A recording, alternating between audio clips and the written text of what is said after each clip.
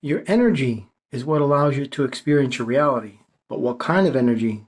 I mean, that is solely determined on what is the governing factor in your life, what is the dominant energy, what is basically controlling your world. Is it your belief systems, your perception, your intuition, your thoughts, your feelings, accumulated past experiences? I mean, I really don't know. For me, I don't have any belief systems because all belief systems, by the very virtue of their nature, are disempowering. I have a personal, like an inner knowing that I'm connected to my own universe, that I choose to share these connections with the world through this medium. But your energies are what allow you to experience your reality because whatever that is, whatever that dominant transmission is, wherever that is emanating from, whatever the nucleus of that is, that's what's projecting. And then it's going to generate experiences that you will encounter, that will be presented to you, that you will observe and interact with, and so on and so forth. So whatever is the source of that generation, that's what those experiences will be comprised of.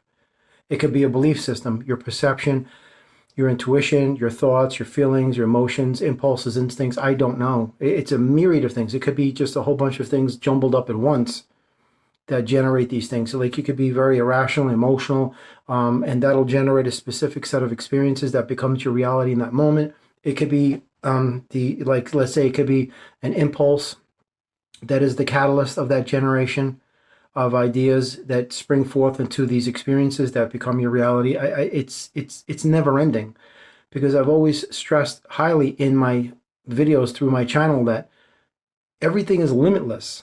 I can't begin to make a video of what this universe is, what you are, what you're capable of. It's impossible because the Earth won't be around that long. You don't understand the magnitude of the intensity of the power that you carry because they didn't want you to know. So you can literally manifest a reality from your feelings. You can manifest a reality from your emotions, impulses, instincts. I mean, it all is solely contingent upon what particular type of energy. As I've made a video before about modes of transportation, your thought is not what you believe it to be. Your thought is just like an empty container. That energy is put in and it's transmitted from the point of transmission to the point of reception, just like your word or your writing or an action or an idea or a suggestion, your vision, your dream, contemplation, a ponderance. Your perception is just another form of energy.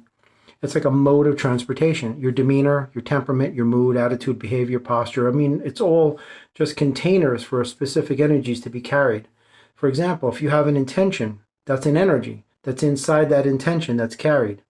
And it's going to be doing something different than as, say, a thought or an idea or a suggestion or an opinion because it acts and behaves in a different manner.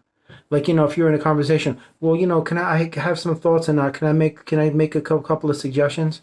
So that's a completely different transmission, a different approach, and it's a different effect on the recipients of it, as opposed to an action or, spoken word or whatever it is, and what type of word and how you're saying it and so on and so forth. So you really could dial into just some serious intricacies with these things.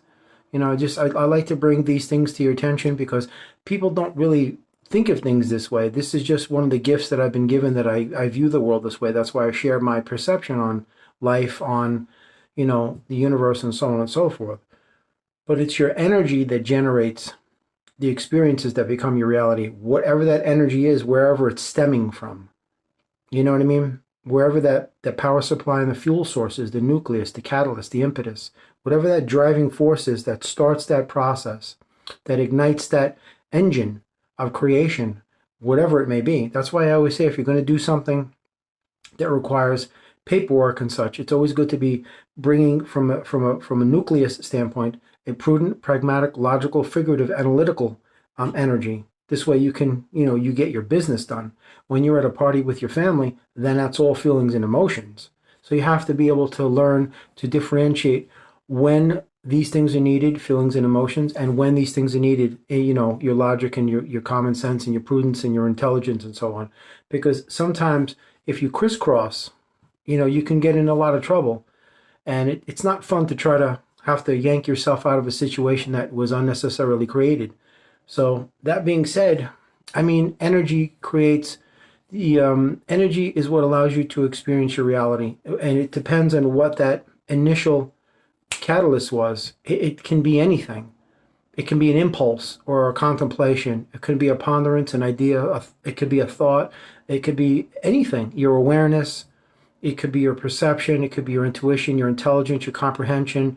It all depends, and that's what's going to be the final product of what that experience is. It could be a culmination of all of them. Then you get this conglomerate of experiences that's a multifaceted, observable presentation that's been given to you by the universe.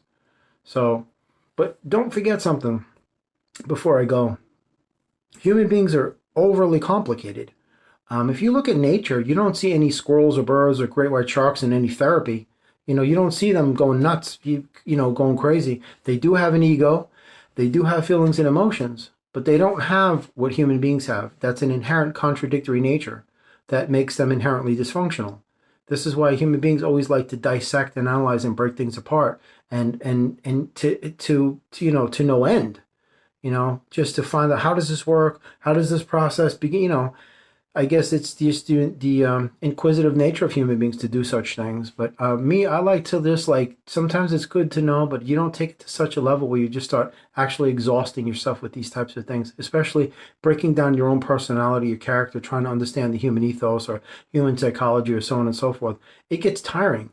And you're not here forever. So instead of wasting your time with something that's not going to gain any type of ground as far as progress is concerned in your life, you should just put your energies towards things that are viable. Because human beings have a tendency of generating these things called illusions, which are problems, and just trying to, riddle their life with these things. And then when they stumble across these obstacles that they unnecessarily created, what they have to do now is defuse them.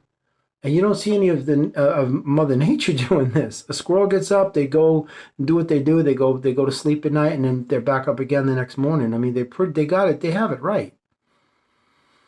So if you are to take a page from anybody's book, take a page from Mother Nature's book, man. They got it right. They don't pollute the earth. They don't destroy forests. They don't, disease the oceans with mercury and God knows what's floating in there. You don't see islands of garbage floating up on shore because tiger sharks decided to litter the ocean with beer cans and soda cap bottles and all that stuff, and all that junk that washes up all the plastic that kills so much sea life every year. They're definitely tapped into something pure and divine, whereas human beings are not.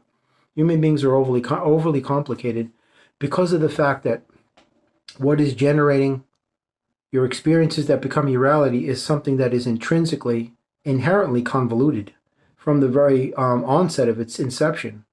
So you have to understand, this is the reason why people are so convoluted and complex, because they're unnecessarily, overthinking things. And in doing so, you're just unnecessarily complicating your life. Divinity is simplicity. It's just that simple. It's just, to put it plain, that is the God's honest truth. And it took me a long time to realize that. And sometimes I get it, sometimes I don't. Sometimes it starts to drift back to that, linear lateral mentality. I'm like, no. We've learned a little bit too much, and we're going to apply that and not go back there. We've learned more than enough to know that I'm not going back to that place again, because that inner darkness you have, those inner demons, they want to creep back to that matrix. Come on, they want to coax you. Come on, come with us. We just want to head back this way. And the soul is like, been there, done that. You go ahead. I'm going to take us this way. And the darkness has no power, so there's nothing they can do.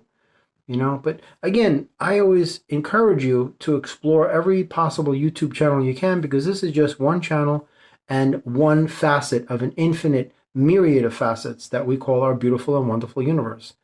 So celebrate that. It's a beautiful thing. But anyway, God bless. Have an amazing, wherever you are, day, night, evening, morning, and just take care. Bye-bye.